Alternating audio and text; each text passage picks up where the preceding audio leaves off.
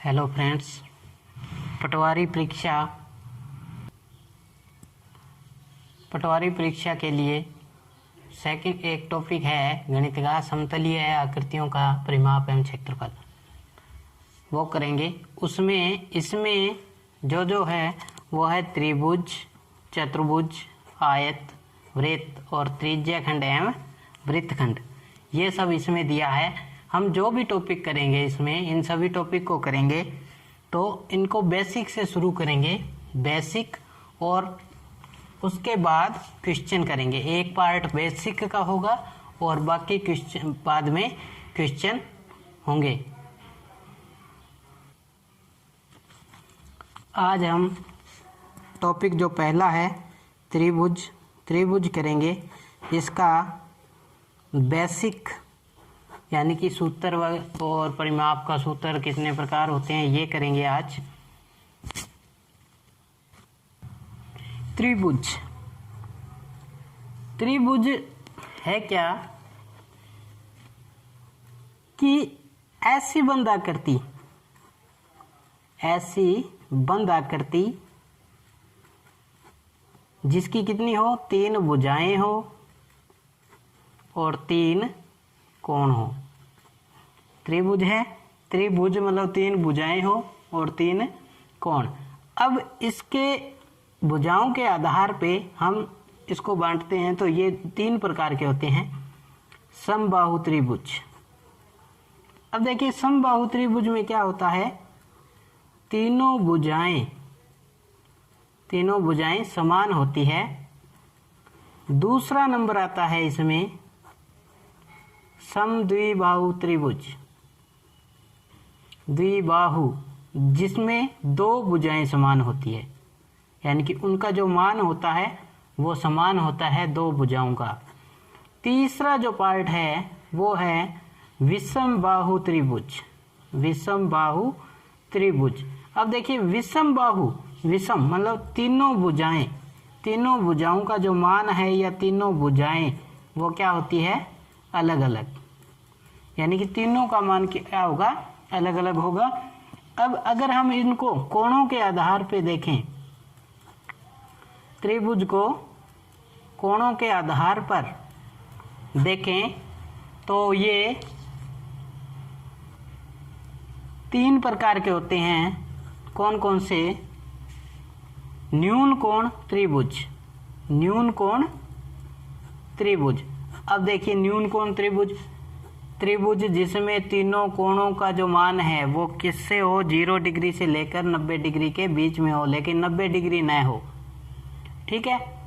अब तो वो क्या होता है, न्यून कोण त्रिभुज। जैसे कि एक में 60 डिग्री है, तीनों में 60 डिग्री दे दिया, और त्रिभुज के तीनों कोण होते हैं उनका योग कितना होता है, 180 डिग्री। उनका योग होता है 180 डिग्री। दूसरा प्रकार है वो है समकोण त्रिभुज। समकोण त्रिभुज में क्या होता है, इसमें जो एक कोण होता है, एक कोण वो होता है 90 डिग्री का। एक कोण का मान कितना होता है, 90 डिग्री होता है एक कोण का मान। अब इसमें समकोण त्रिभुज में एक बोधायन प्रमेय, या जिसको अपने कहते हैं पाइथागोरस प्रमेय,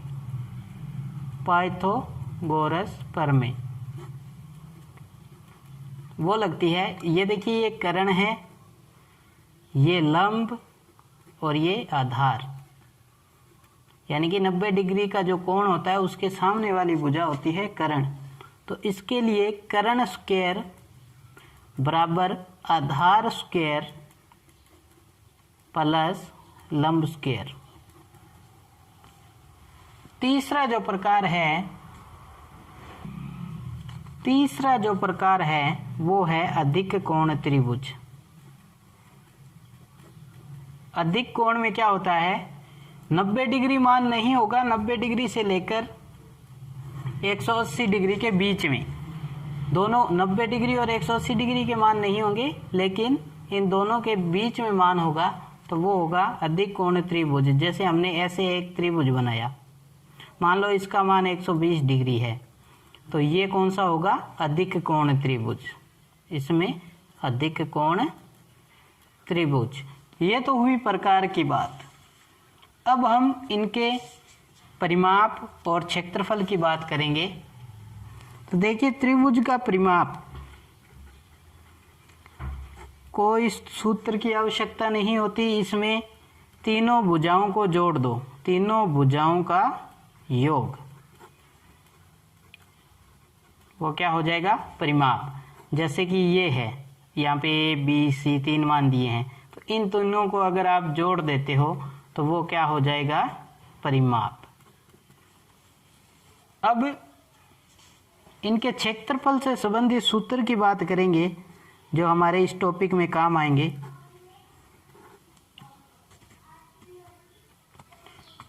अब अगर आपके पास ऐसा त्रिभुज दिया है जिसमें ये ऊंचाई है, ऊंचाई का मान दिया है और ये आधार है, तो देखिए अगर आपके क्वेश्चन में दो चीज दी हो, कौन सी, आधार और ऊंचाई, ये दो चीज दी है और आपसे पूछ लिया कि त्रिभुज का क्षेत्रफल ज्ञात कीजिए, तो उसके लिए सूत्र क्या होगा, 1/2 गुणा आधार इंटू ऊंचाई।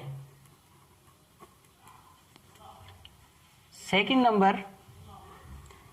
नंबर में अगर आपको